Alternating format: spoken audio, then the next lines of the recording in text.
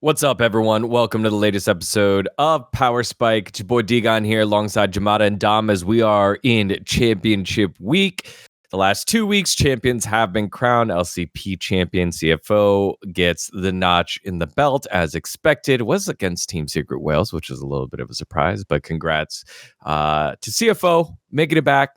All 3 international events for the PCS org. Talent as well. No GAM Esports there. Over at the LCK was a big battle between GenG and T1, one normally for finals, but it was actually for the final spot in Worlds without having to do the play-ins. And we'll be covering that. Over at the LPL, they crowned their summer champion, which was in the form of BLG, Top Esports, trying to make the miracle run, not able to. With that victory, anyone's legend makes it on in the LTA. It was procedural, I guess, you had to do the matches, and so the matches were done. FlyQuest, 100 Thieves take care of business. That sets up their international event, their road event over in Texas. At the Credit Union building. Arena. I don't remember what it is. Place. Yeah. Yeah. The arena over there. And so we have that. And then, yes, LEC's back. They'll be playing their matches this week. And after that random break that they had in the middle of their playoffs so that they crown G2 champion. Probably. But we'll see. We've got you all covered here for this week. But before we start, we had a pretty big announcement. Stalwart of North American League of Legends, world champion Impact, announced his departure from Team Liquid's roster. He kind of alluded to it in the documentary here, Dom, but now it's official. He's moved on. Not 100% sure what the market is for him and, what his game plan is, what he wants to do, but kind of just talk me through your thoughts when you hear that news. Well, I think Impact is a player that fits into like a certain type of system, which is a weak side top, go 4-5, have a pick, be stable. And it feels like the main reason TL was not able to win this year is that the jungler obviously had the situation where their jungler was just kind of useless the entire year. Then also APA was just not playing well. So I feel like Impact is a player that you can fit into teams. You just need it. You need to put him in a team like this version of 100 Thieves.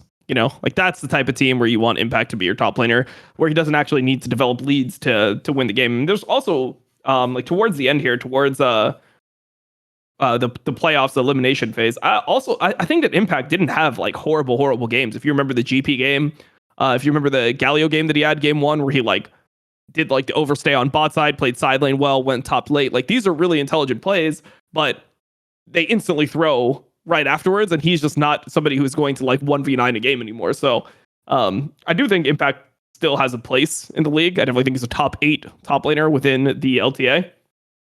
But I just think that for Team Liquid, what they're trying to do is build a team with more power pieces, because right now I think the biggest issue is that they just didn't have firepower in their lineup. They didn't have people that were going to carry the game. It's all right, Yeon carries the game or we lose. That was pretty much how this team was built. Yeah.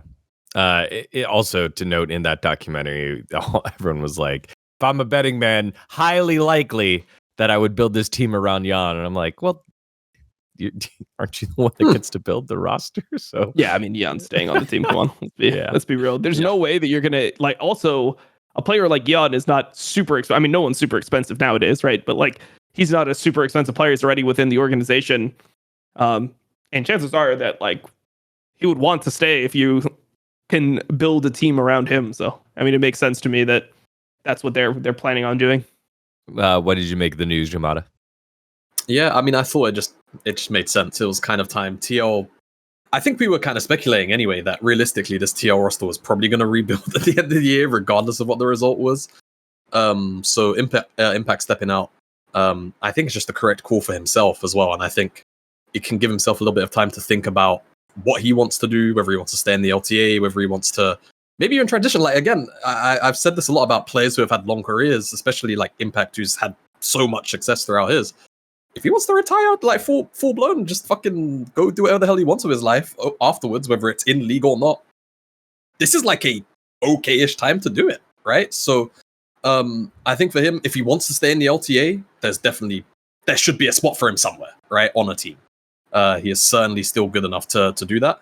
If he wanted to just step away for like a split or even like slightly longer, because we've obviously got 3 splits in a year now, and that's something that suits him, he could also do that. So I think for TL, the rebuild had to happen at the end of this year anyway, and I think for Impact, just the player he is, like Dom was alluding to, with basically it just kind of being year or bust. Yeah, like I feel like Impact was one of the pieces that, even though he's really good, it's either you bring him back in and then like you get rid of APA and you find a new mid jungle, or you stick with UG if you feel like you can develop him enough with a stronger mid, or you just kind of nuke the whole top side and like go from there. And it seems like the latter is what TL are going for. So I'm happy for Impact either way, because if he wants out, this is a nice time for him to transition if he wants to, basically to any position he wants. When you say something like that, like nuke the whole top side and figure out the bot side, this sounds like exactly what D plus Kia need, right? Like D plus Kia have their whole top side locked on in. They're gonna stick with Showmaker, and they're probably gonna move on from Barrow. Yeah, they need to import Yeon and Core JJ. Holy fuck! They both considered imports at this point. Like I'm pretty sure Core has LTA citizenship, right? So yep, or LTA residency, whatever you call it. The funny part is it would work. I mean, from a language perspective, Jan's he's already done this experiment before. Yeah, but all right. Well, see you later to TL Impact. No more of that. He's now moved on away from that second stint, right, with TL, and very interested to see where he lands. And it's just kind of groundbreaking, right? It's groundbreaking for a player that has been playing as long as he has. He's one of the longest tenured players in the world, and moving on to his, I don't know, what is this? Fifth team, fourth organization maybe here. No, even more than that if we count the NRG and TIP. TIP? Is that what it was? Yep, Team Impulse. So it's Team Impulse. Then he went to NRG. Then he went to C9. Yeah. Then TL. Yeah. Then he went to EG. Then he went to Fly. FlyQuest. And now back to TL. Yeah. He has been about. Yep. So the next chapter of Impact, only he can write, because no one else has had that journey like he has, especially for the players that have been playing as long as he has. All right.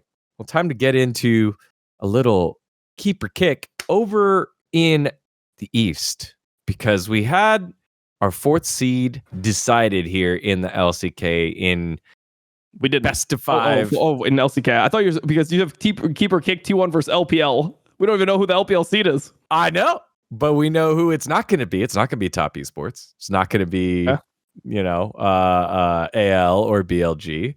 So that means versus the 3, who matches up the best? Let's shadow box a little bit in this week's keeper kick. Let's get into it. All right, so T1 is locked in as that 4th seed for the LCK. They will play in the play-ins. It was, I don't know. I don't know if teams. I doubt that teams wanted to see T1 over GenG, despite the fact that GenG is a better team. There's this, the mystique. Never lost to LPL and best of 5 over at Worlds. This doesn't. This is Worlds play-ins, a little different. Has Faker been, but I feel like this is the team that you can beat. In my opinion, I mean, GenG is one of the best teams in the world, one of the best teams in this era of League of Legends, and they happened to run into a KT team while Canyon was playing Sleepy. So maybe that's the case, but we still have 3 teams on the opposite side. Play-ins from the LPL. So Jamada, let's start with you. What team do you think has the best shot at taking down T1, and who do you take here? I can't believe I'm about to say this after the amount of slander I gave them very recently. unironically, it might be JDG, which is fucking horrible to think about. But I was speaking with Alt Barry, who works on the LPL English unofficial, literally maybe an hour ago, and he brought a very interesting statistic to my to my peripherals. IG since playoffs are 5-9. Oof. 3 of those 5 wins were against EDG, who, mind you, and I said this when the series happened, that might have been a 3-0, but like, it was a dirty 3-0. Like, it was a 3-0 that they had to sweat for a majority of those games. I think 2 out of 3. I think the third game they ended up stomping, if memory serves me right. So, from, like, the air quotes, real teams, they're effectively 2-9. Like, and beyond the score, like, obviously the statistic of the score, IG have just looked really bad. Like, there's not even really an analytical thing to put here. They just look worse than before they made it into playoffs.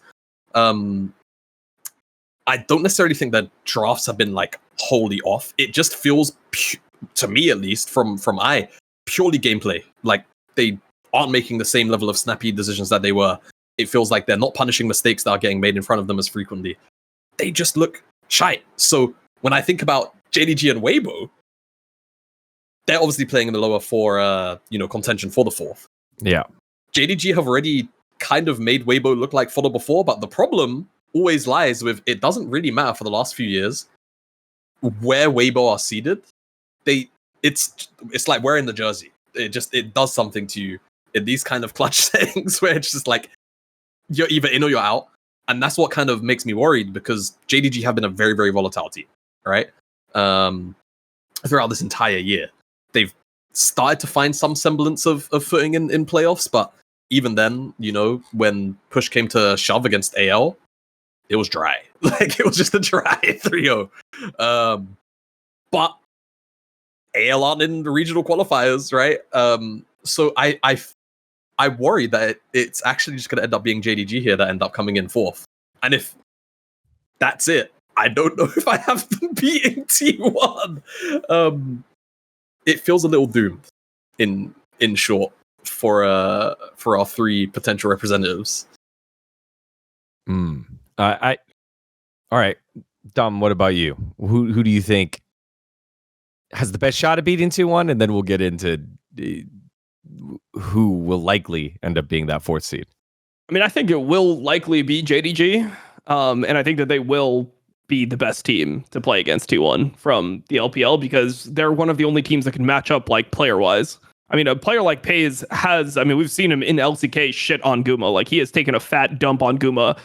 So hard that they started to like look at their academy like AD carry after the season. Like, shit, bro, like goddamn, like we can't win LCK with this guy, bro. Like, even with Pays not here, can we win LCK? And the answer is like, no, you can't win LCK. Like, we just know you haven't won LCK in almost 4 years now. 4 years will be the earliest that you'll be able to win LCK. Depending on if they even have like an LCK system where there's a spring split. Who knows? Maybe next LCK they'll do it like this year, where there's only one season, there's only one championship in LCK the entire year. That being said, I think Pace can match up versus Guma. I think Shun can match up versus Owner. We've seen him out jungle Owner like in a series before. Not many junglers have internationally from the LPL out jungled Owner comprehensively throughout a series. One of the only players to do it, and I think he's done it multiple times. MSI with the BLG versus T1 series. I thought that was like a really big one in 2023 and 2024. I think he played better in the first series. I think the second series he didn't play as well.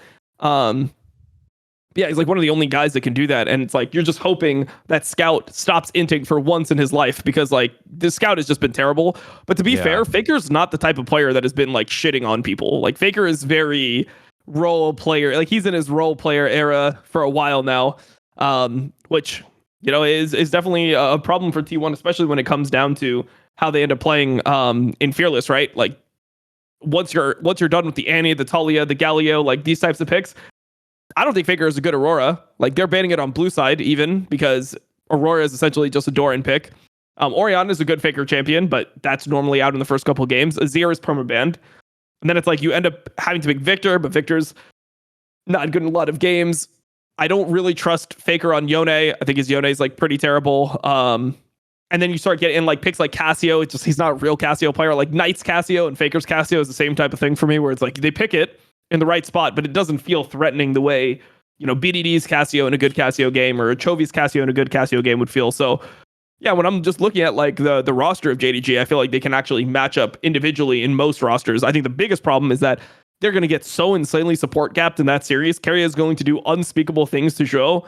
It will not be fucking close. It will not be good to watch. Even if you try to pull out all the tricks, you trade the Bard Nico and you ban the Poppy and you try to get Renata versus them and force him to play his like Leona and Alistar or whatever, I still think Keria is going to outperform Zhou like every single time. So that's the biggest issue for me when they end up matching up. But I think the JDG is the best team out of this lower group. I mean, IG, they're falling off. They don't really have a good idea of how they want to play the game.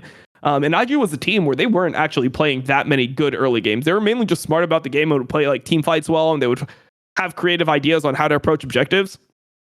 But they're not a team that actually like has the ability to contend mechanically with other teams. So if JDG shows up and play, like if both teams play at their best level, like from what we've seen in the split, I think JDG will actually win versus IG. And Weibo is such a hard team to read. I mean, Weibo's a very vegan team. They don't do much. Like they want the game to be a 4-kill game at like 22 minutes and then they can play from there. But it's hard for them to get there and not be really far behind in LPL. Yeah, that sounds very LCK-ish, especially lately with how much we've been lane swapping and just trying to opt into stable lanes. And I think trying to do that against T1 isn't great. But I thought that maybe we would give a little bit more credence to Weibo's bot side of the map, or like mid to bot, right? Because when I think about JDG, like Scout's current level is worrying. Because not worrying, but just I feel like you're getting Faker. You're getting Faker at a time where he's not playing. He's not impacting the games the way that we know Scout can and has in the past, but definitely hasn't lately. But I really agree with everything else. The Pays and the Jun call-outs there.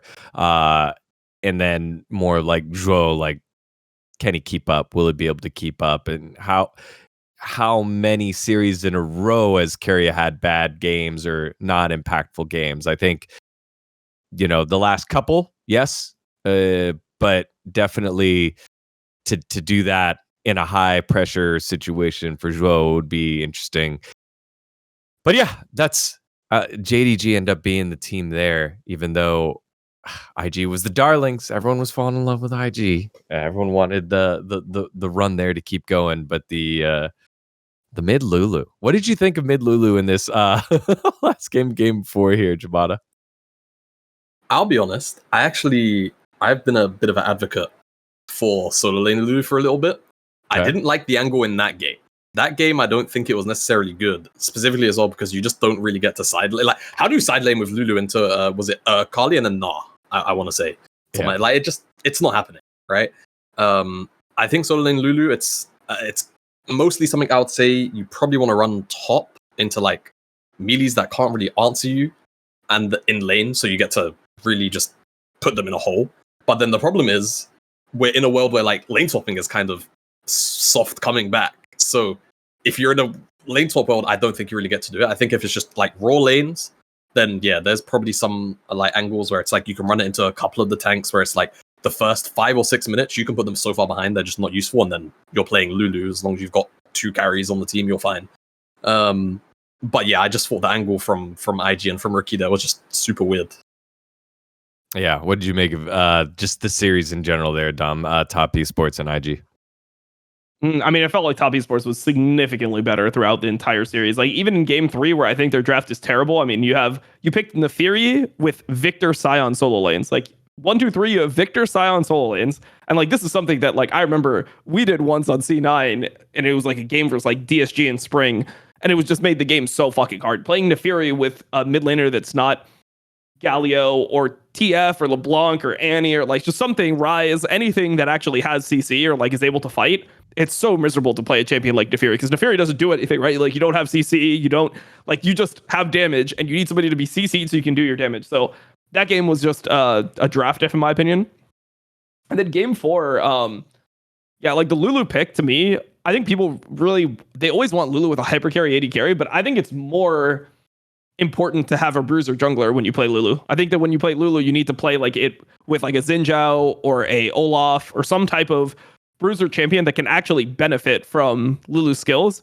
But playing Lulu Skarner, what the fuck? Lulu Skarner Gwen topside, so like 3 magic damage dealing topside. I mean, obviously Skarner does a percentage physical, but like the passive is magic, and as they've nerfed the damage on Q over and over again in 80 ratios, scale up, the magic damage is proportionally higher than it was before. So having the triple I mean, you just have it's like not even triple AP. It's like you have a tank, an enchanter, and a Gwen, which is just like a scaling top laner, top side. It's like the least threatening thing ever. And you're playing it versus Akali, Jarvan, and then the Nars is going to be able to side lane versus both of them super easily throughout the entire game. It just felt like a horrible angle for Lulu. Like, I mean, okay, you can play it without a bruiser jungler sometimes if you do have a hyperscaling AD carry. But they didn't even have that. So there was like no angle for it besides for the fact of like, we're playing into Akali. This is our prepped Akali counter pick. So let's play it. That was the idea of it. And you know that in that spot, Cream is going to play Akali. Like when you see the mid bans, like even the 4-5 mid bans from IG were Talia Cassio. And if you're Talia Cassio banning, then 100% you're going for some type of melee mobile mid laner, right? Because that's what Cassio and Talia counter. So you're going to blind that. The other bans for the series were like Victor, Aurora, Orianna was out. Like you could play like TF or LeBlanc there into the Akali. I think both of those could be fine. Yeah, that's what I TF Skarner Gwen is like the same type of problem. They just build Merc Treads and just feels pretty bad. So I just don't really understand the pick. I feel like if you're going to go Gwen top there on 4, then you're setting up to go like an AD mid laner on 5, which I don't think that they're very practiced on or they really want to play. So I just didn't like the draft overall from IG. But overall, I thought Top Esports was just way better at like understanding how to progress a neutral game. Like games 1, games 2, they did a good job of like making consistently good decisions at every opportunity for them to like, every time where they needed to make a decision, I felt like they made the right one, which was good. I mean, they still ended up making some fights really disgusting. That's Top Esports. But overall, it was a solid series from them. I mean, they're definitely a top 3 team in LPL.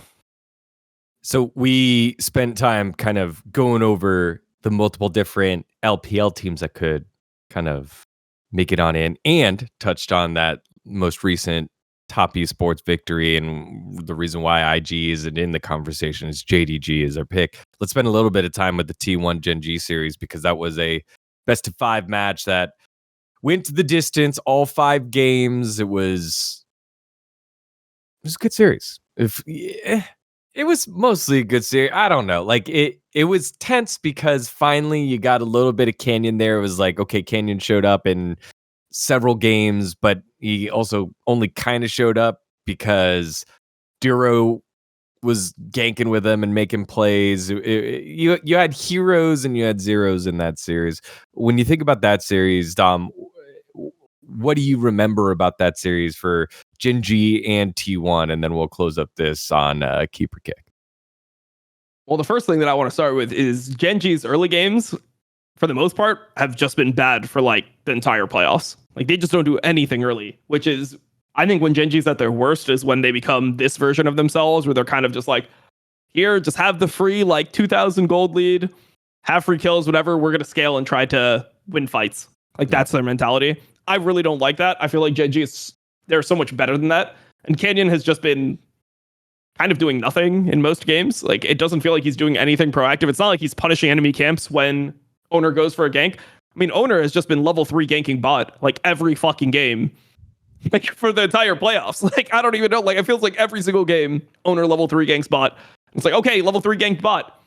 What's Canyon gonna do? And Canyon's like, I'm just going to full clear, do the crab and base. It's like, how can that be the possible like best situation? Like if you know this guy is going to make plays like this, either you need to start warding throughout the series. I mean, it was done in the previous series as well from T1. So it's something that they're known to do.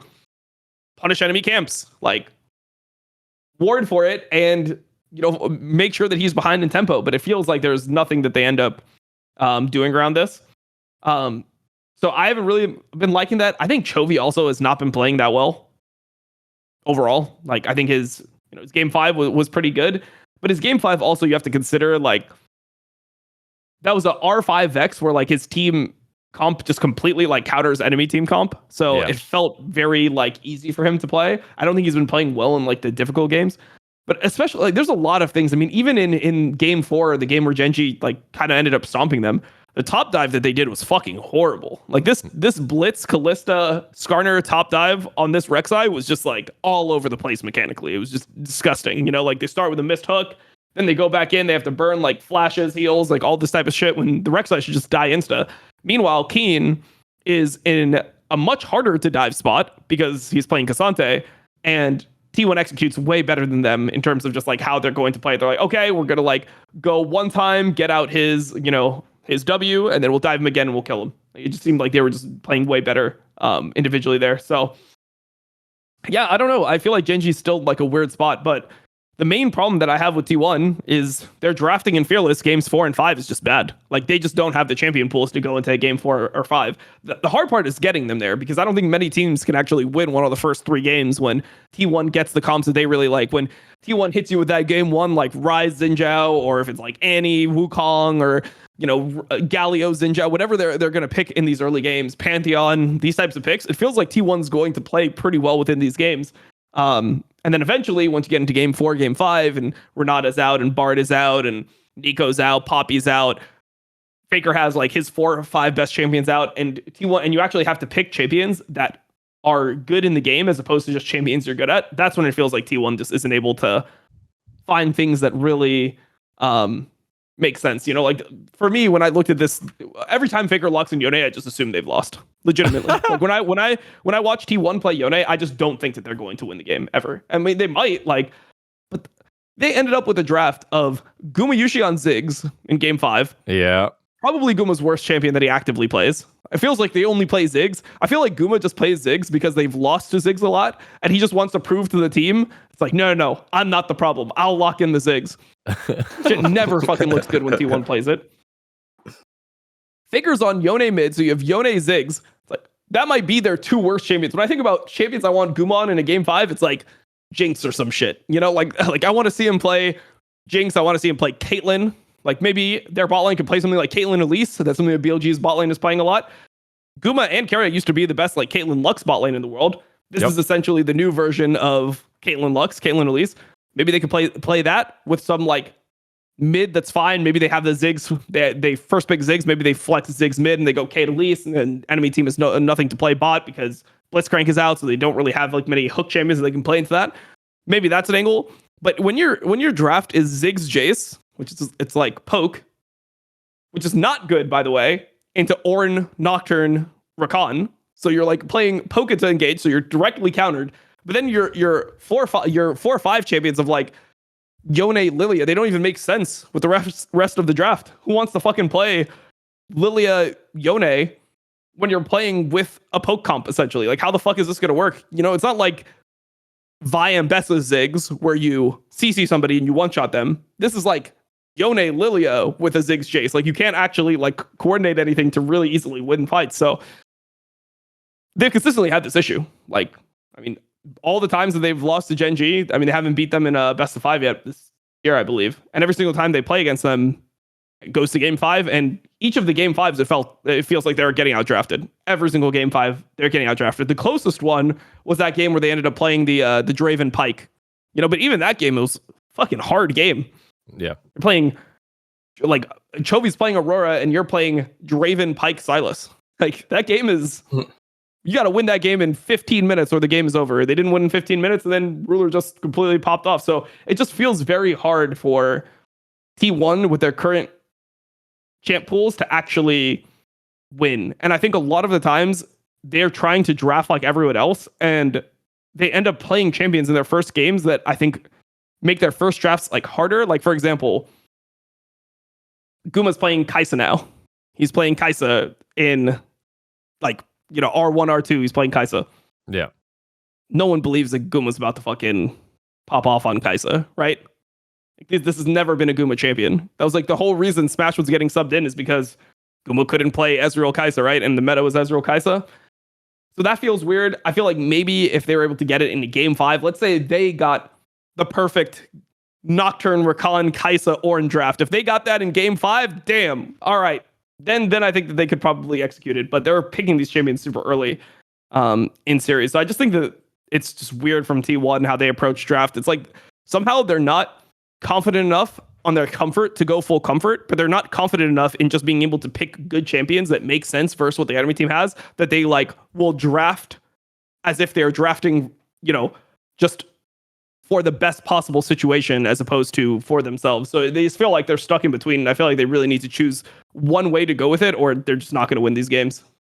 They did get themselves that kind of solid game 1 draft that they ended up losing against GenG with the Mbessa, Xinjiao, Orianna, Corki, and Poppy. I mean, that feels like a very T1 type draft, whereas, Chovy's on Galio to maybe take that one away from Faker.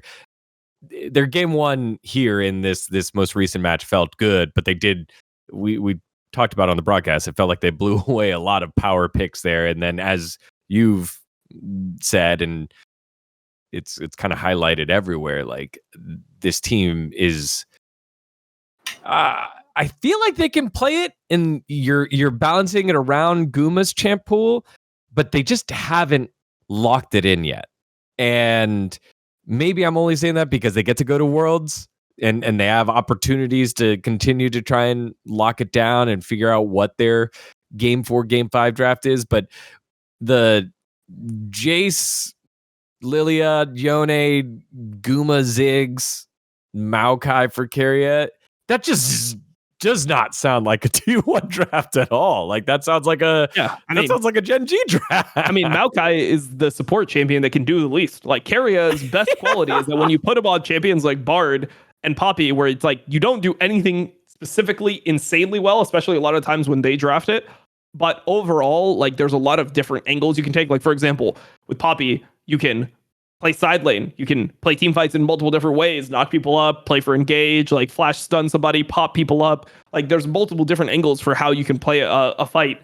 That's what Keria's best strength is. But then you put him on a champion like Maokai. Maokai is the most like useless support right now, where it's like press ult before you could get the like difference between the worst Maokai support in the world and the best Maokai support in the world is like this much. Whereas with Bard, it's like fucking like this, like it is just insanely huge, the gap between the ceiling and floor of those types of champions. So to me, it makes no sense that you have Keria play this champion in a game 5. Like I think that in this game, they should have been doing the other side of it, where it's like, I think that in this game, the first pick Rakan becomes really good. Just pick the engaged champion that's up and play from there. If they want to go Ziggs and you go Rakan, play like MF, because I feel like that's something that Guma would play well. Like MF is something that he plays decently. BTMF has always been good into Ziggs. Like I don't think you need to first pick Ziggs. I think you can give them Ziggs and play MF. I'm pretty sure MF is still up in this draft. Pretty sure. But yeah, no one played it. Yeah, so I think that's. Oh, I lied. Would make more sense. They played it in game 2. Guma played in game 2 with Keria. That's right. But, he did? Yeah. What was that game? Yeah. That was so remember, game 1 was the one that they basically won and then threw twice after GenG macroed them and then lost. Game 2 was a stomp. Another one of those early ganks. It was owner on Jarvan. I think this was the one where they had the game 1 and they played with a ton of restraint. Oh, this is the one where GenG just played Annie, Kiana, and just did nothing the whole game. Yeah, this was the Canyon Kiana game. Ugh. Yeah. I mean, then in this game with these champions banned, hold on, let me see, because there was something that was up. Game 5 with these champion bans, what you should be playing for is Ezreal. Ezreal should be what you want to play into Ziggs. Like Ziggs is not good into Ezreal. It's never been good into Ezreal. Like these, so it's either you go like BTMF or you go Ezreal, which is a champion that has long range. Ziggs can't bully you ever. You just exist in the lane and you're fine. Like I think that's like your time to actually pick that. But Guma just obviously won't play that champion. Then there's like the Zeri that he obviously like can't play. That's also viable in this situation. So But yeah, Man, do you know who can play those champs? And it would have been awesome to have had as a potential like 6-man roster sub-in for game 5. Yep. Yeah, that Smash good old guy's Smash. pretty good. Poor Smash. Yeah, that Smash guy's not that bad. You know, it could have been nice to have that guy to potentially sub in if you're worried about AD pool in game 5 here. Yeah, Jamada, get in there. Yeah. I mean, a lot of what Dom said is just true. I for me, I found it very weird that there wasn't more focus from GenG on kind of trying to strip away bot lane options specifically. I didn't mind the angle that they went with, where they were still taking away like strong champions from T1, where you think about like, hey, we're getting Galio out of Faker's hands from game 1, right? Or game 2, you're like finding things like Jhin. Okay, cool, but then again, it felt like, or rather the Alistar, but like again, over the course of the series, I felt like specifically like the game 1 through 3 section, you really felt how much freedom Carrier had throughout a lot of those games. And specifically because of him having freedom, Owner also just gets a whole bunch of additional freedom when that's there. And you could kind of see the switch flick, like the second that, the dynamic is different and Duro has a bit more freedom on the opposite end. And like this Duro is fucking great. Like I feel like Duro throughout that series just was probably GenG's most consistent performer. I'm not going to say strongest performer, definitely most consistent in that series. Probably. Yeah. Like I think him and Keen for sure. How much more threatening GenG looks. So to me, the draft approach of not specifically trying to really aggressively keep Carrier in like these positions where he can't just make plays for free, or you're trying to make the trades that we've spoken about between like Bard, Nico, etc., happen earlier, I thought was kind of odd, like gameplay stuff aside. But yeah, I think the main thing that we spoke about coming into that series was how much freedom would Owner be allowed to have when theoretically the lanes of GenG should really suffocate out T1. And we kind of got an answer of, well, surprisingly a lot. So yeah, for me, that's the main thing from GenG's side, was just that kind of lack of really trying to put their foot down on Carrier's head in terms of like draft tools. And then for T1, I kind of looked at it more as like, yeah, it feels like they kind of just, they are the team now that everyone kind of understands the quantity of. They will gas by game 4. Like they will be gassed out by game 4 or 5 when it comes to options they have. And if they're not in these like really ridiculous early game states where, let's say for argument's sake, Dura is randomly missing all of the hooks in that 2v2, right? And it actually gets played out, and Renard Callista get to take over the game. They stack up Jet. Like that's the kind of like borderline like anime fucking main storyline protagonist BS that has to happen for them to come through and actually win out drafts like that.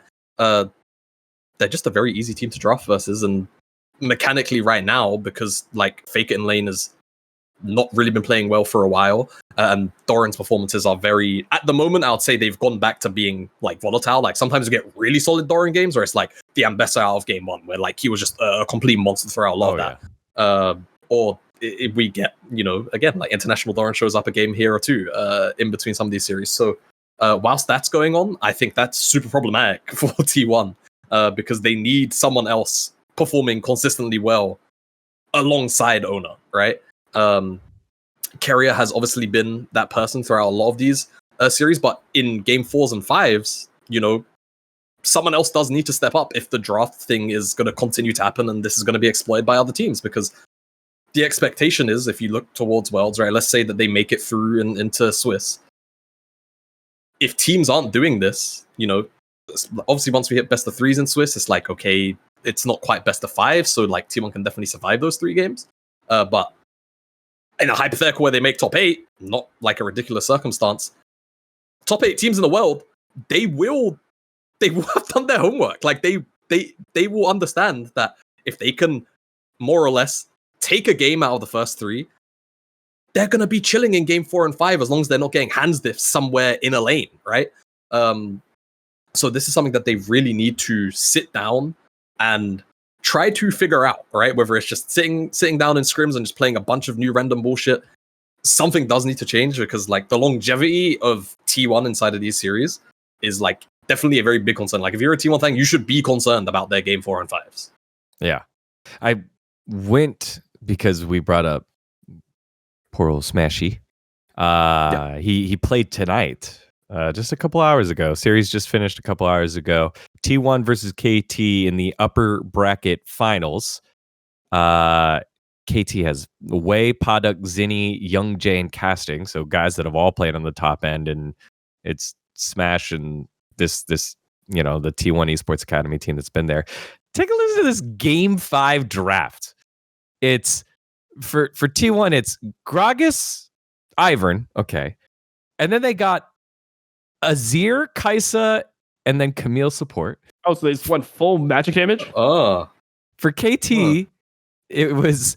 Wait, they have a full magic damage team comp. Well, hey, listen, like Dom, look, Kaisa went Yuntao and IE, obviously. Like it's AD Kaisa, bro. Like he's balancing it out. Yeah. Don't even worry about all that. Yeah, Camille support. Oh my god, they actually drafted their top side was Azir, Gragas, Ivern. Report the coach. This is Coach Diff.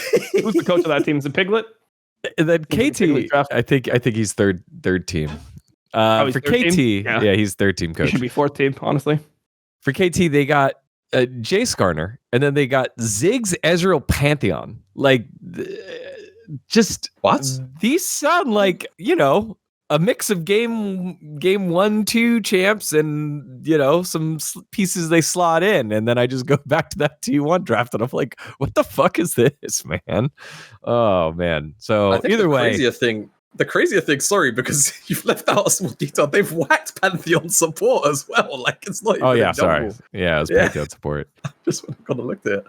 Yeah, challengers testing things out. Neither team eliminated. T1 now just playing as the third seed there. But all right, that's a little bit about T1 and GenG, but mostly about T1 here. Who still, after all that, favored to probably beat JDG in Jamada's mind, but not in Dom's mind. Dom thinks that JDG lines up well with the caliber of player, the tenure of player there. And I mean, Pays looks good, man. I just remember just watching him like, man, Pays, he's fucking playing his heart out here. All right. Well, we got ourselves another keeper kick to get into. But before we do, it's time to remind our friends about Manta Sleep, a brand new sponsor here on Power Spike. They have themselves the Manta Pro Sleep Mask, which is a fully adjustable, ultra comfortable sleep mask that delivers 100% and breathable, side sleeper friendly design sleep mask. Y'all, I usually cover my apartment with blackout curtains, but I don't need to anymore thanks to our friends over at Manta Sleep with their Manta Pro Sleep Mask.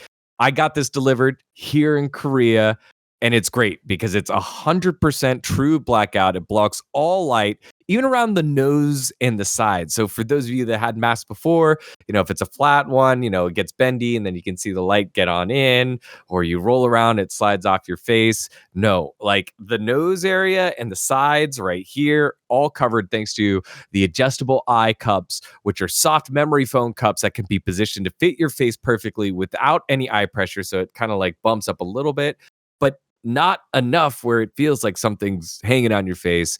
And the materials that are made with are ventilated, sweat-resistant fabrics that keep you cool and comfortable all night. I'm a side sleeper. That's usually where, I turn to my side, it slips on off. That hasn't been an issue for me. My face doesn't get too hot, and it has been great. I'm not the only one that's used it. Dom also got his as well. Dom, what are your thoughts on it? So the thing that I like about it is that the eye things are adjustable, like the things around your eyes. So like, let's say you're like Jason the Wee and your eyes are like way far apart, then you can actually like put them like here, like you can put them like on the side, like then you're good to go with that type of thing. So there's that, like you can just essentially move them however you want to make it comfortable. So I thought that was really good. And then it is just 100% blackout. You put them on, you can't see anything. Like almost, there's not like any light going in. It's not like, 'cause some of the masks you have, if you like look down a bit, there's light. but like if you look normal, then you don't see much. No, it is like true blackout. You are going to be blind as hell when you have these on. So I think it'll be really useful, like to travel with. Like I'm going to use it when I go to Worlds.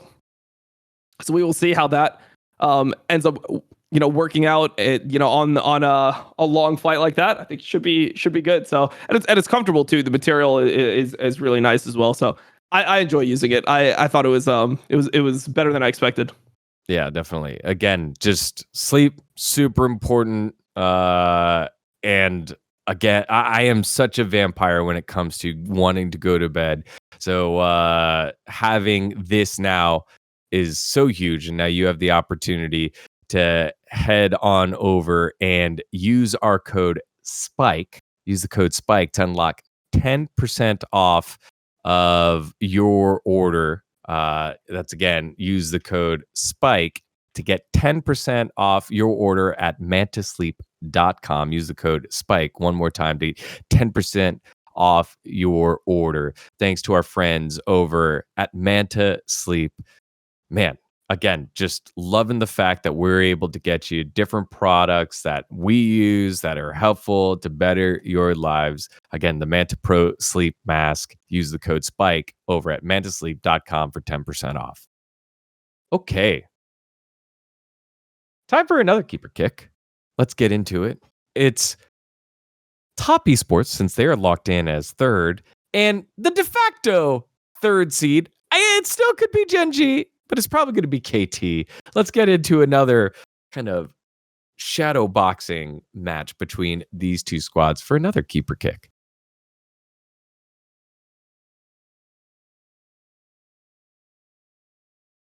All right, so KT, a little disrespectfully, we're just going to call them the third seed. They caught lightning in a bottle, and the way that, you described here, Jamada, the run for IG, it reminds me of KT. KT just did it in the playoff rounds, the Worlds qualifying rounds, and that's why they're here. They made it to Worlds, but their record over the recent history has been pretty awful since they were just getting pummeled in the Legend group.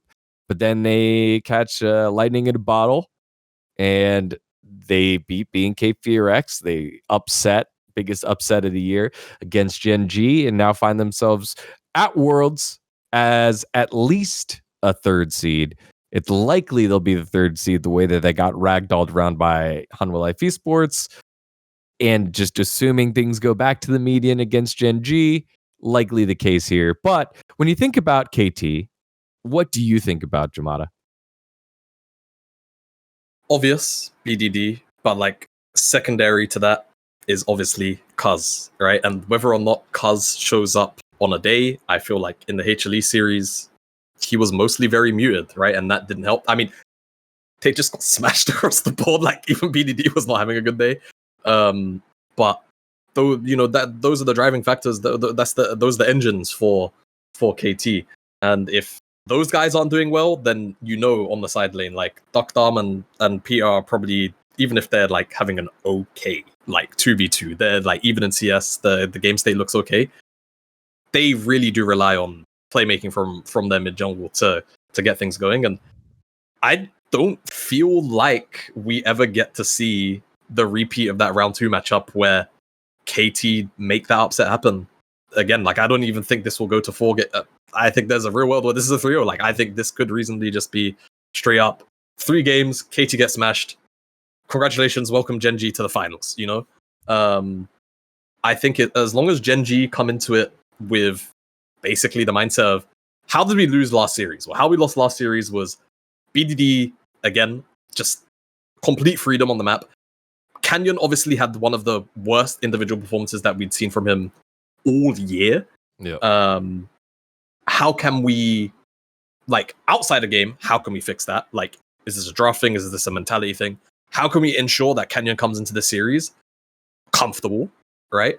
And then the other side of it, I think, is using Duro as a tool to shut down the 2v2 in bot, or giving him the freedom to roam around the map with Canyon to make plays, right? And if that is the angle that GenG come into this KT series with, then I struggle to see KT even taking a game off them. If their KT HLE series is anything to go by, right? HLE just to touch on them very briefly, because I feel like we haven't spoken about them much this episode, have had the approach of just get to game 2, game 3, we just shut this shit down. Like, no exceptions. Whatever, like, strategy or pick we have, throw it out there. Like, we don't care about showing stuff. We need to get this game win locked in and down.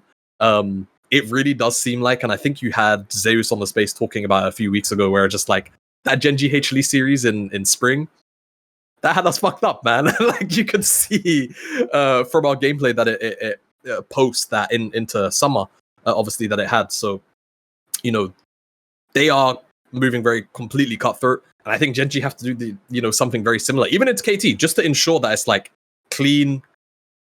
It's a clean break basically into finals, and then just look towards HLE. So again, I think this is a very mid jungle centric, like we spoke about when we kind of broke this series down a few weeks ago, series. But I think the wild card, air quotes wild card, is just like Duro, right? And if Duro gets that additional layer of freedom, then I think even on the good day, Cuz and BDD performing exceptionally well, I think that would shut down the answer there from KT. And I don't know where else KT could realistically look to answer back, other than, again, like dGon. But the reason why I bring up Duro is if that 2v2 in the bottom side between Ruler and Duro and dGon and Pia is going GenG's way, then dGon doesn't get to play the game anyway, right? Yes. So yeah, that's how I really see it. I think GenG, their only concern is definitely those early games, and I think that's certainly an area where I look at KT and I go, like, Cuz has been very creative on, like, again, days where he's not looking like how he did versus HLE, in finding like early ganks. It's a very similar manner to how Owner does very consistently go to bot at level 3. Cuz, if he knows he's got a good, like, hey, I can just take my red side and then, like, I can pass through mid, or I can just run straight to bot and I know I'll be able to defend my bot side afterwards. All these different things, like, Cuz is very, very aware and very happy to make those plays happen. And I think that's the kind of style of play that KT are going to have to look into GenG with, of trying to get as much out of these early games as possible, because that seems like the most exploitable part of GenG's game right now. And if it's not that, then I think GenG kind of just outmatched them everywhere else except for basically mid jungle. And that's assuming Canyon comes in looking poor again. Well, I that's the fascinating thing that not no one, but a lot of people don't highlight this. dGon played so well in that upset in against GenG, but you highlighted it, and this is my key player for this. It's Peter. Like, Peter was the worst player on the Rift against Hanwha Life Esports, so dGon wasn't able to do anything. So then Cuz didn't have another lane to play through other than BDD, who was going up against Zeka, who got to play Aurora into Talia, got to play Orianna into Annie, and then finally got a Rise. But at that point, Peter had already died. Probably, like, by the time draft ended, Peter already died. So I think Peter is the key player here, because we forget that in the GenG series, Duro did get to play Blitzcrank. Duro did get to be the more proactive one, and Peter did a great job shutting that down. dGon did a great job playing on the edges and eking out the littlest bits of damage that was necessary to get that victory, because it's a given that you need BDD and Cuz to play well.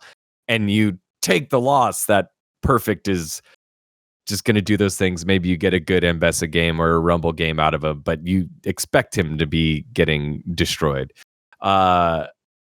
So yeah, I think Peter for me is like the important one. This KT squad, like, was it just lightning in a bottle, or how do you size them up? I think that GenG just wasn't, like, they weren't prepared for a hard series. They didn't look like they were mentally in it. But I think after losing them one time, they're going to be super locked in.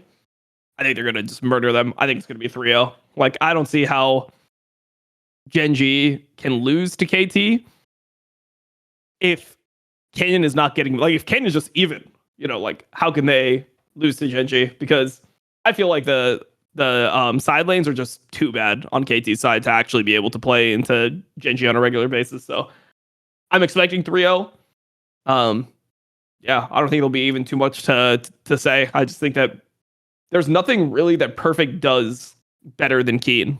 period. Like, I don't think there's any aspect of the game that he's actually better than Keen at. I don't think he's a better laner. I don't think he's better at side laning. He's not as good at weak siding. He's not as good at making plays in team fights. He doesn't have the champion pool that Keen has. So how can win? Like, you have losing top, losing bot. Like, your mid jungle should not be able to 1v9 every game when you're playing against the best mid jungle in the entire world generally. So I'm expecting it to be clean. And then with that, KT's the third seed. They'd be going up against Top Esports. Top Esports, one of the most consistent teams in the LPL, in terms of standings, regular season. Well, they won't actually like play each other or anything. I know. But just as a third seed, just so much more complete. Prospects. Yeah. I think Top Esports is just straight up better, but it's an international, so who knows? Like, I think the Top Esports does a lot of things really well. It's just they're hard to trust. That's it.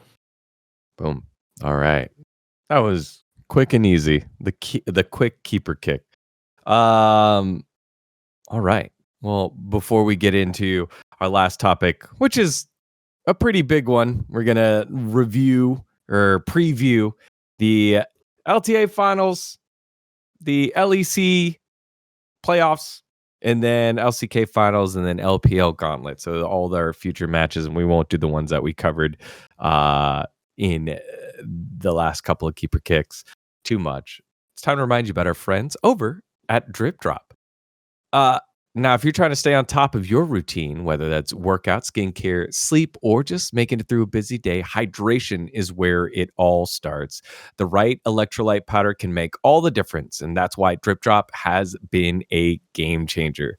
Now, Drip Drop is a doctor-developed proven fast hydration drink. It uses a precise ratio of electrolytes and glucose for rapid fluid absorption, delivering 3 times the electrolytes at half the sugar versus leading sports drinks. You can feel the difference very fast. Less fatigue, more focus, and no more midday crash. And Drip Drop is a breakthrough hydration for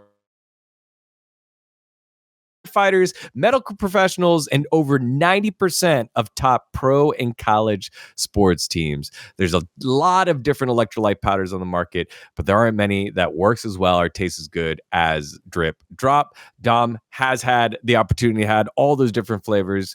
Dom, which one are you rolling with lately?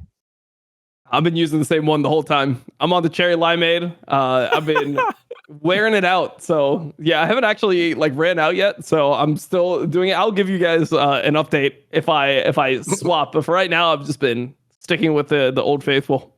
16 original formula flavors plus 8 zero sugar options as well. And to make it easy, Drip Drop has flexible subscription options, so you're never stuck without proven fast hydration, whether you're on the job, at the gym, or just parenting through a heat wave. You'll always have Drip Drop on hand. So right now, Drip Drop is offering our listeners 20% off your first order. Head on over to dripdrop.com and use the code LFN. That's dripdrop.com.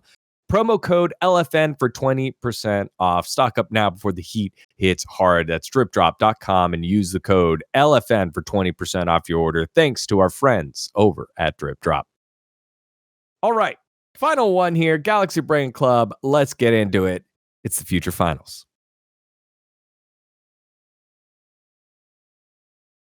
Okay, so let's just continue on with the LCK since we already said is GenG. GenG Hanwha. What do you have here? We don't have to spend too much time on this one here, Jamada. I actually think it's now a pretty tough pool. I feel like Peanut has stepped up a lot. Peanut doesn't look as poorly as he has basically throughout the entire year post first stand.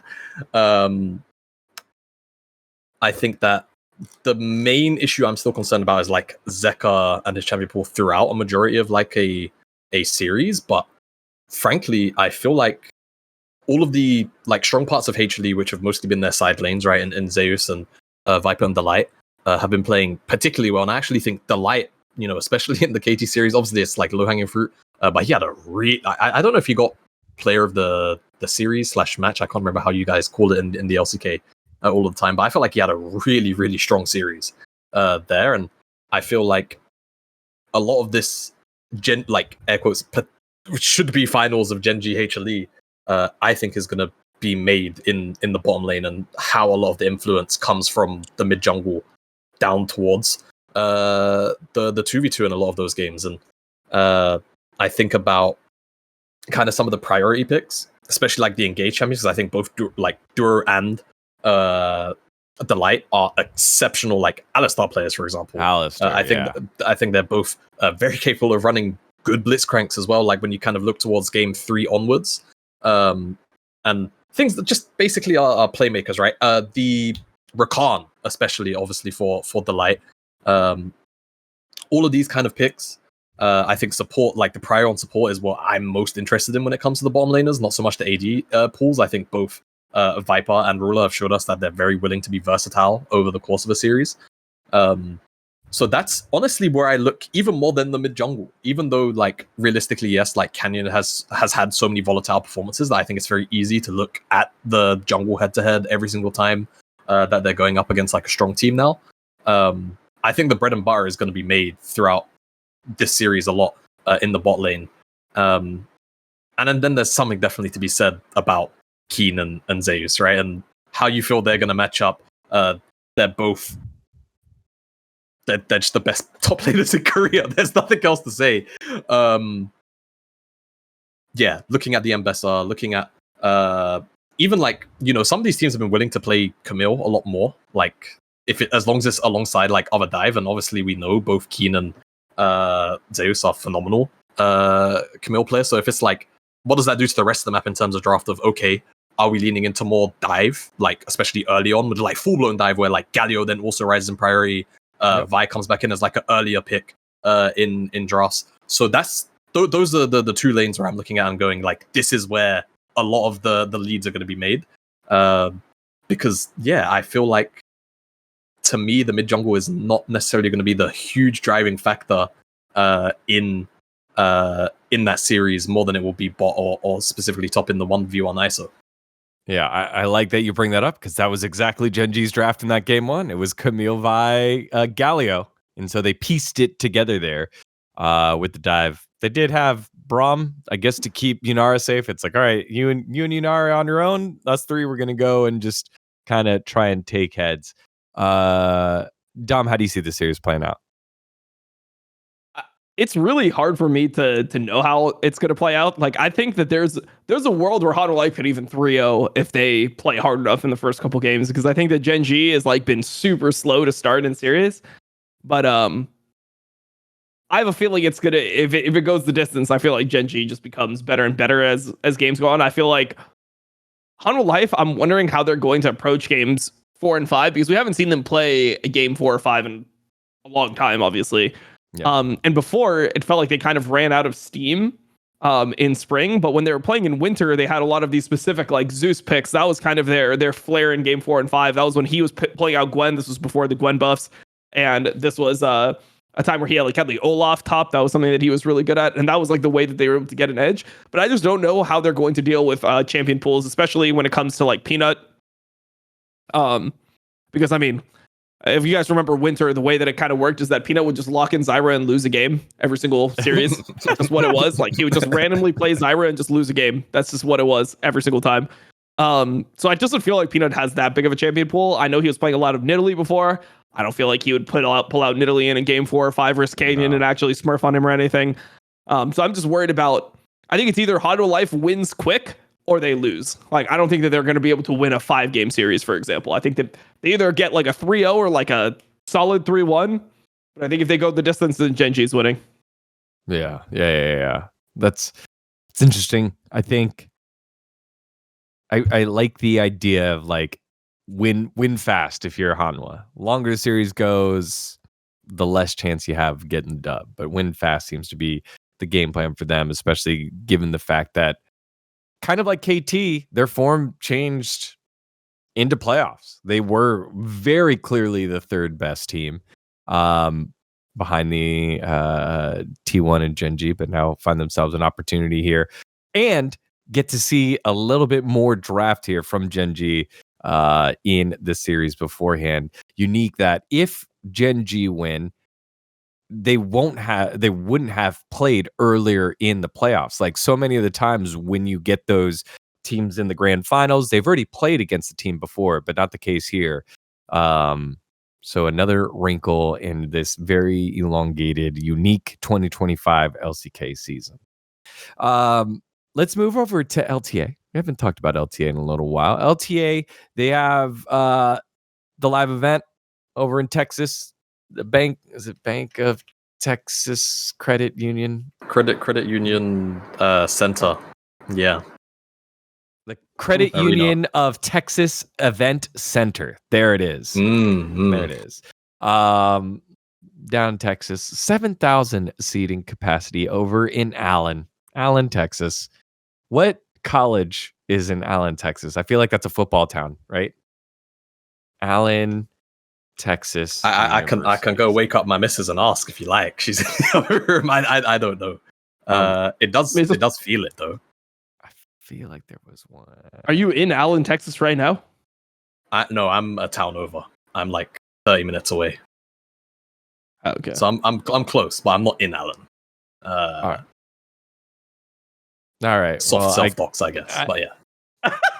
I couldn't find anything. I couldn't find anything nearby. I guess UT Dallas is close, but yeah.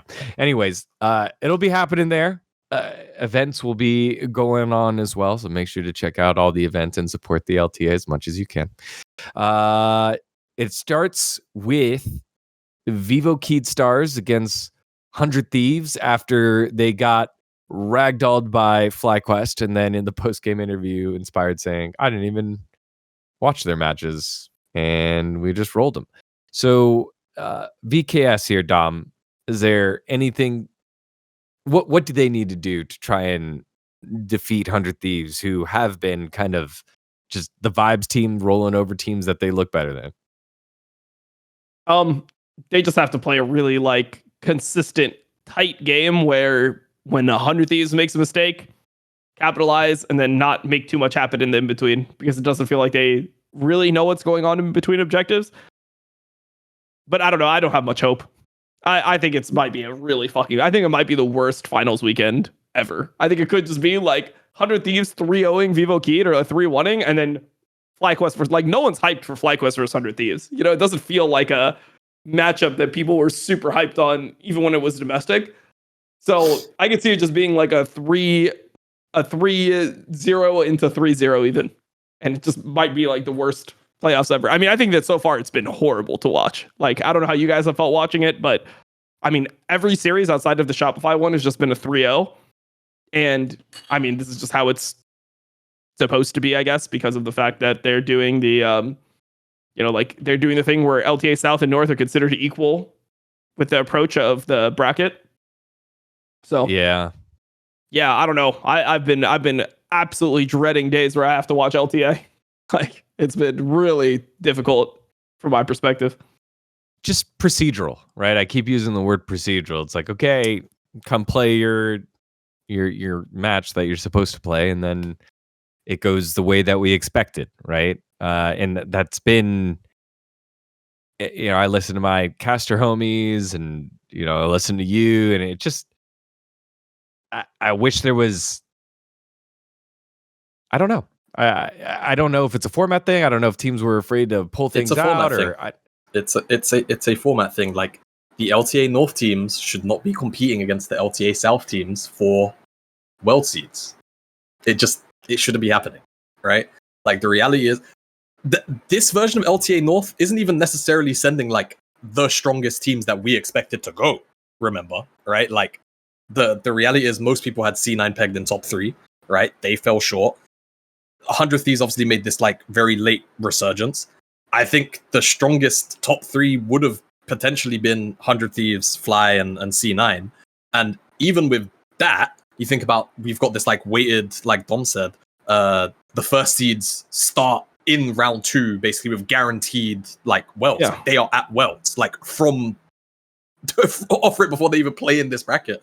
But it just doesn't make sense because the strength of the regions are not even. Like, no matter how much you want to like kind of play pretend on this, it's just kind of the fact of the matter, right? Like, all you have to do is look at the CB law and the LATAM region finishes prior to this year and the merging to get like a sense of that. So yeah, like it's definitely a format thing that does kind of suck out some of the air quotes fun or like the hype. If it's gonna end up being like this, obviously there's like the other angle, I guess, is like skill issue on LTA South's part, but it's a very harsh thing to say considering they've been shoved into this format against their will in a situation where like the regions were kind of starting to look better. Like the Brazilian like seeds were starting to look like good last year. And obviously they've looked against their own standards, I'll say like promising. And it's like, well, cool. Now you have to play against LTA North for your so you've lost your seeds, and now also not only have you lost your seeds, you have to play against the better region to even potentially qual into Worlds and like other internationals in general. Solid, like feels good. So it's wholly a format just fuckery. And I don't know how they fix it other than just basically changing the format entirely, or give us actual world play-ins again, and like let a few more teams go into play-ins that aren't from the LPL or LCK, so that these teams actually have an opportunity to go to internationals and like at least have a shot of making it into top 16. Because as is, at least for the Americas, I feel like this is just going to be a reoccurring thing. Like every single year, unless LTA South has this like magical glow up, we're going to see a majority of series where it's just like 3-0-3-1, 3-0-3-1, 3-0-3-1. I really feel like the Shopify Red series was just one of those series in like 100 where it's just, okay, like, should it have happened? No. Like, realistically, it should have happened, but like, fair play to Red. And then they still went on to get 3-0'd by 100 Thieves anyway. So, that, like, this can't feel good as a LTA South like fan, as a Brazilian fan, as a LATAM fan. It can't feel good watching your teams go through this. Basically, knowing that not only have you lost like a whole league worth of teams, now the seeds are significantly harder to come by, and basically domestically, it's just most years will end up being, did I win LTA South? Fantastic. I get to go to Worlds as probably third seed. Yeah. The rest of the league is shacked. Like, there's just very little chance in. I mean, I just look at the game score between LTA South and North this year. Like, even with Shopify losing a series and losing 3 games in a series, the game score between both teams is 19-4. It's 19-4 LTA North versus South. And this is like when the top 4 were playing the top 4 in reverse order, right? So it's like that's with the 4th seed of NA going and playing versus the 1 seed of Brazil in the winter split. So yeah, I don't know. I just feel like it's quite shit. Like, and it's just not very fun to watch. Like, it's just boring. I don't know. It's just a really boring format. There's like not many games as well, and then like they do all this shit to like add in artificial variants to the league, which I just like hate. Where like LTA is the only region that does patch changes during playoffs. No other region does that, by the way. I think that LCK fans would have a fucking like. Imagine if they did this shit and T1 ended up getting eliminated in like week 5 of summer. Like, people would literally get killed. Like, this shit would not fucking fly, bro. Like, this shit would not fly in Korea. So they do all this weird shit to try to make it like more watchable. Like, oh man, like you get to see the patches here first because everyone else is not patch changing and LTA is patch changing. I don't know, bro. To me, it just seems just like it's just fake. Like the way that they try to add hype is fake. They're like, oh man, LTA South versus North, we're gonna have all these regional rivalries. It's like no one gives a fuck. Like it's not like I tweet anything about LTA and I have like a bunch of Brazilian fans being like, we're gonna fucking crush you, man. Fuck NA. Like I don't have. There's no hype. Like there's like, yep, we're playing. Wish we had our league back. Yep. Pretty much it. I think the reality is if they ever really wanted to have, and I don't think it's a good idea to do anyway, because generally I think mergers are not good under a lot of circumstances. They would have to just make it the Americas League and have it be like, have as many teams as the LPL has, right? Like 16 teams, and like just slam it and go from there. But even doing that, like, you're killing two big brands in the LCS and CBLOL to make that happen and like achieve the whole like, hey, we have 5 regions and like all of that them would cost way get too to much go. money for them. And it would also cost way too much money for them anyway. So like, yeah, like that's the only thing you could like come close to reasonably doing, and even that I think is like a horrible idea for a whole laundry list of reasons. So I don't know. Like as it is right now, I think it has to suck to be a LTA anything. Like fan, player, staff, probably doesn't feel good on like the broadcast side for like like it has to feel really like icky, man. It has to feel bad. I went back on a little time travel here, Dom, to try and find what was the most recent history before this one, like the clunkiest like LCS playoffs finals, most disappointing. I think most disappointing little caveat here was Danny stepping down into the playoffs. I think that was Chicago, and then 100 Thieves ended up beating them, and then they get 3-0'd by Cloud9 in the finals. Like it was a good moment. I think that was the Berserker pentakill into Cloud9, like winning the championship. I think it was that year, which was 2022. But you know, I that was the one that jumped out at me the most. I believe it was that one. Yes. It was 2022. But going into that weekend, it wasn't like, oh, Cloud9's going to win 100%. Like if you saw how Cloud9 was playing, Cloud9 wasn't like the number 1 seed in regular season or anything. It wasn't like, oh shit, like this team is just better than everyone else. So I think that's the difference compared to this, where it's like, for sure, it just doesn't feel like it's close, and then you don't even feel like you got to see like a real bracket, you know? Honestly, you're right, because that is a major difference. It was because EG was the number 1 seed, and then they, had the Danny Cowrie situation happen, and therefore, what happened to that Cowrie guy? Does he still play? He's still playing. I think he's in TCL. He's in TCL. Yeah, I was about to say. The rabbit hole went a little deep there, so I was in there. Also, I couldn't find the stream of the 2021 championship, which is 100 Thieves winning. It's not on the LTA YouTube channel. 100 Thieves over Team Liquid, after I think Team Liquid beat them earlier in the playoffs. Was that right? Yeah, they were. Yeah, it was. That was the tactical roster. But yeah, I think that's a really good point. So when was the last time it has been very top heavy and not a lot of challengers and basically procedural? Let us know in the chat below, in the chat and in the comments below, where you think that is. Be excited for LTA. Sorry.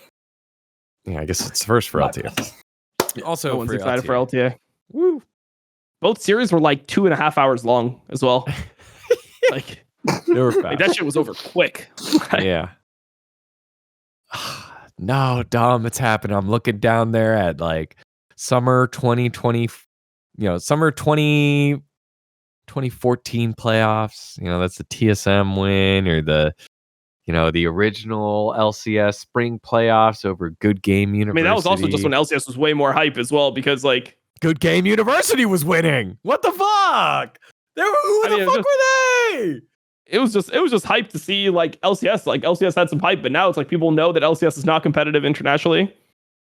LTA is not competitive internationally, and the games are not particularly hype.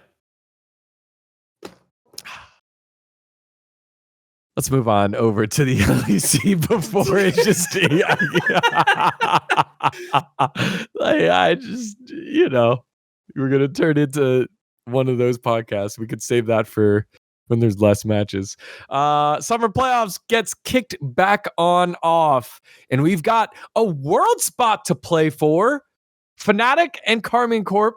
That's where we start after, and then G2 dispatched Movistar Koi into that lower bracket finals. But Fnatic KC, that's where we're gonna predict first.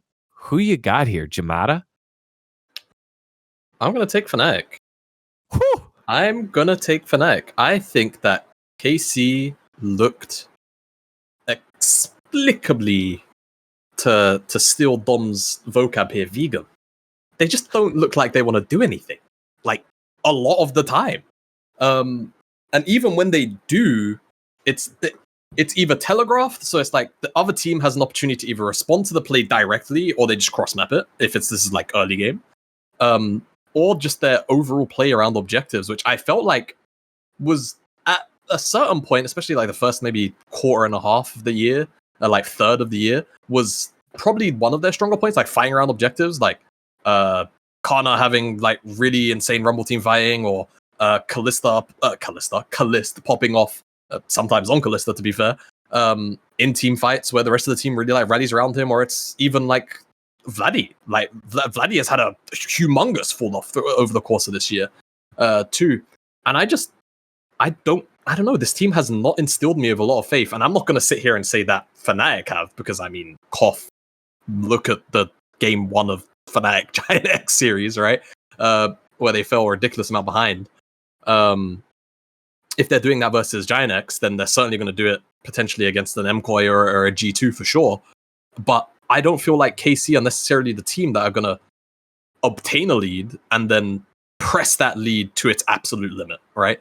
And that's kind of my concern, because I feel like Fnatic do have the kind of players that will at the very least capitalize on slow play. Like I think Mickey is very happy to make a slow game volatile if it's the benefit of his team.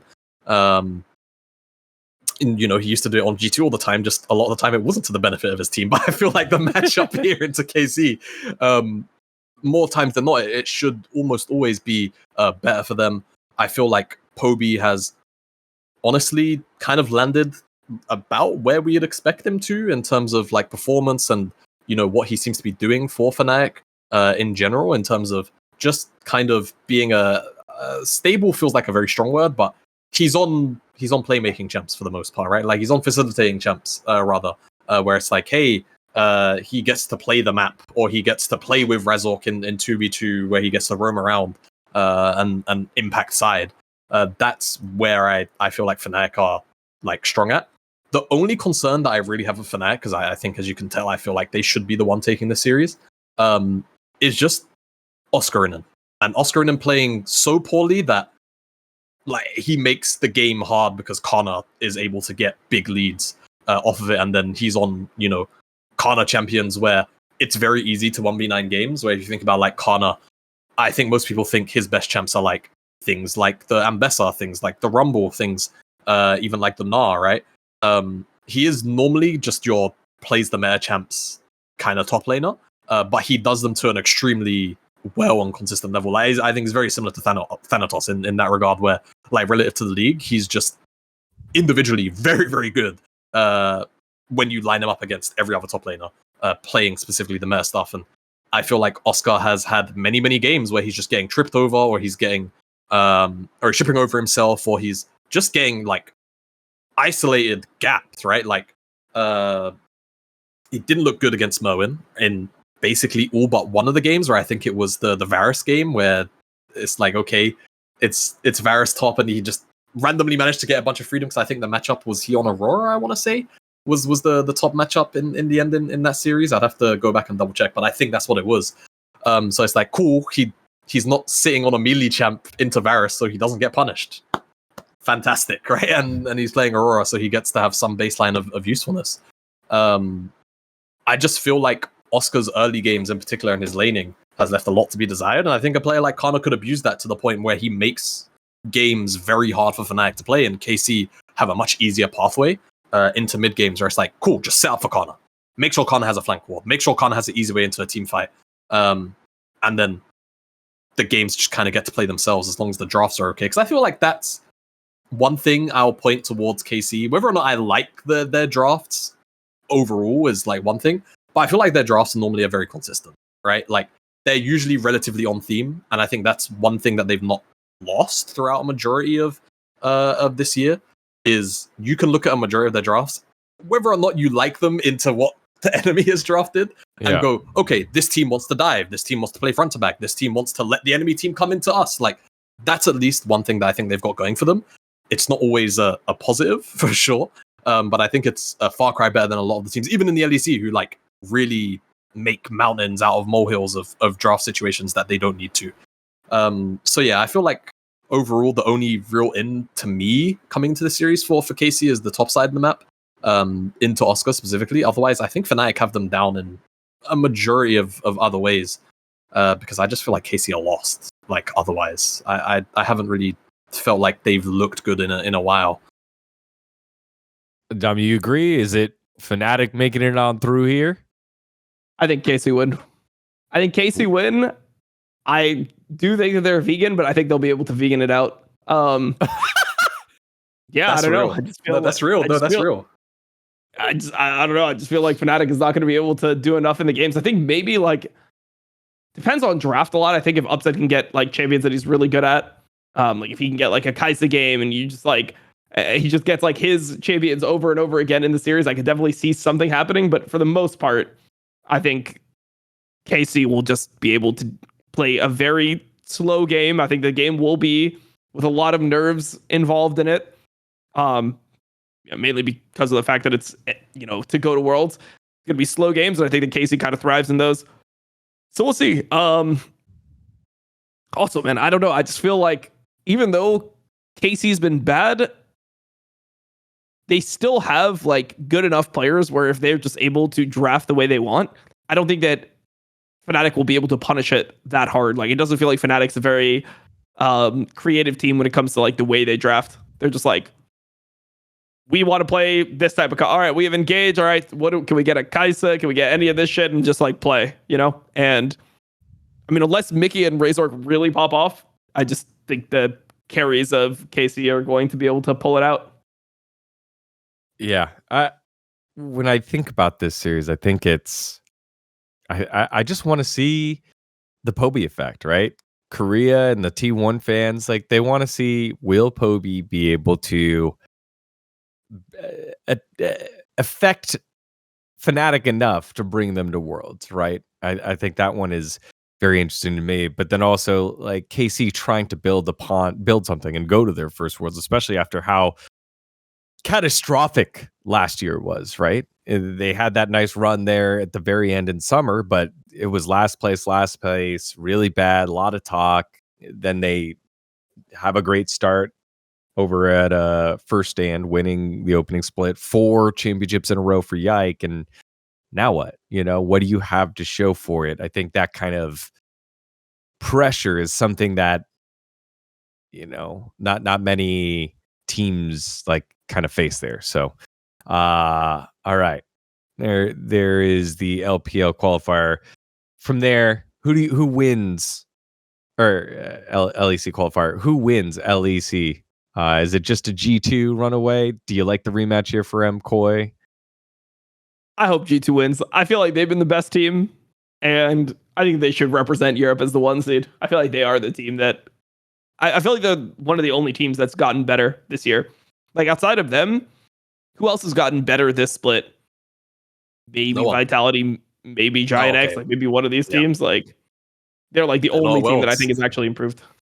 Yeah, that's the thing. They're just not a Worlds, right? And I think there's even maybe a argument. How it depends on like if you call stagnation like getting worse. I feel like in a competitive setting like this, where you're playing a league over time, I think stagnation is getting worse. Yeah, G2 have just given us the most meat on the bone to actually feel confident in them going to Worlds and just not flopping over, right? And just dying at the first hurdle and every hurdle after that. Yeah, I'll be surprised if they don't win, and I think they need it. As a matter of fact, I think they actually need it for a confidence, like from a confidence point of view of just like securing mentally that's like, okay, we are the best. Because when you think about like obviously the past 3 finals, they looked like the best team rolling into both those finals, and then got very swiftly just like the KC series in winner was just a complete sweep. Just it didn't even feel like G2 were really competitive, and then the Koi series, it just felt like they were outplayed at every opportunity, and they were kind of the makers of their own destruction in a lot of those games too.